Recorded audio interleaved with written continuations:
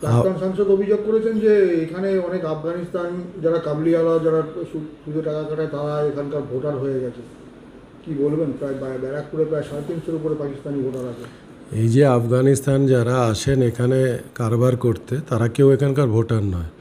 আর এদের টাকা আদায় করে কে জানেন? মানে রিকভারি এজেন্ট হচ্ছে অর্জুন সিংই হচ্ছে আফগানিস্তানে যারা টাকা পয়সা চালায়, যারা এদিকে ব্যবসা করে, তাদের রিকভারি এজেন্ট হচ্ছে অর্জুন।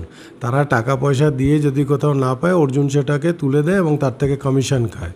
তো এই যে লোকটা অর্জুন সিং বলছে আপনাদের যে এই ধরনের কথা, তো এদের তো আমরা ভোটারের তালিকায় ধরি না। যদি ভোটারের নাম উঠে থাকে তো তারা তো দীর্ঘকালীন, উনি যখন এমএলএ ছিলেন তারা ছিলেন, আর যদি থাকে তারপর ওর ছেলে বিধায়ক, তাদের ও দিয়ে রেখে দিয়েছে। তো এইসব কথা ভুলভাল কথা বলে দরকার নেই।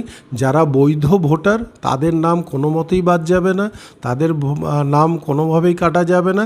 যারা অবৈধ তাদের হবে। আমরা তো কোনো অবৈধ ভোটারের পক্ষে কত কথা বলিনি।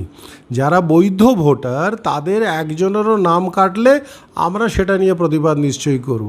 কিন্তু যারা অবৈধ আছে তাদের নিয়ে তো আমাদের কথাই নেই। তো এইসব ভুলভাল কথা বলে বাজার গরম করার কারণ কি আছে? কে বাদ যাবে আর কি যাবে সেটা আগামী দিন দেখা যাবে। আগামী দিন রাস্তায় এবং সামনে দিন আসছে, তখন বোঝা যাবে। ব্যারাকপুর মিউনিসিপ্যালিটির নৌসাদ কাউন্সিলর আছে, তার ওয়ার্ডে প্রায় 350-এর উপরে পাকিস্তানি ভোটার আছে। নৌসাদ তো আগে এক সময় ওনার খুব খাস ঘনিষ্ঠ ছিল অর্জুন সিংয়ের, এখন খুব খারাপ হয়ে গেল। যত লোক ওনার ঘনিষ্ঠ ছিল তারা তৃণমূলে থাকলে খারাপ।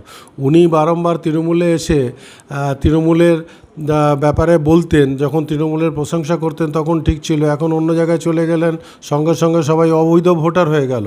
তো অর্জুনের এই ক্যারেক্টার, এই যে ডুয়েল ক্যারেক্টার সবাই জেনে গেছে, যে যখন যেখানে তখন সেরকম কথা।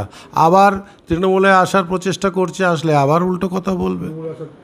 অবশ্যই প্রচেষ্টা করছে, চেষ্টা করেই যাচ্ছে সে। তো এই ধরনের কথাবার্তা বলে বাজার গরম করে কোনো লাভ নেই। এসআইআর শুরু হয়েছে, এসআইআর মতন কাজ হবে এবং যারা অবৈধ তারা অবৈধ, যারা বৈধ তারা বৈধ। একটা ভোটারও কাটার আমরা পক্ষপাতিতে নেই, আর আমরা কাটতে দেবো না।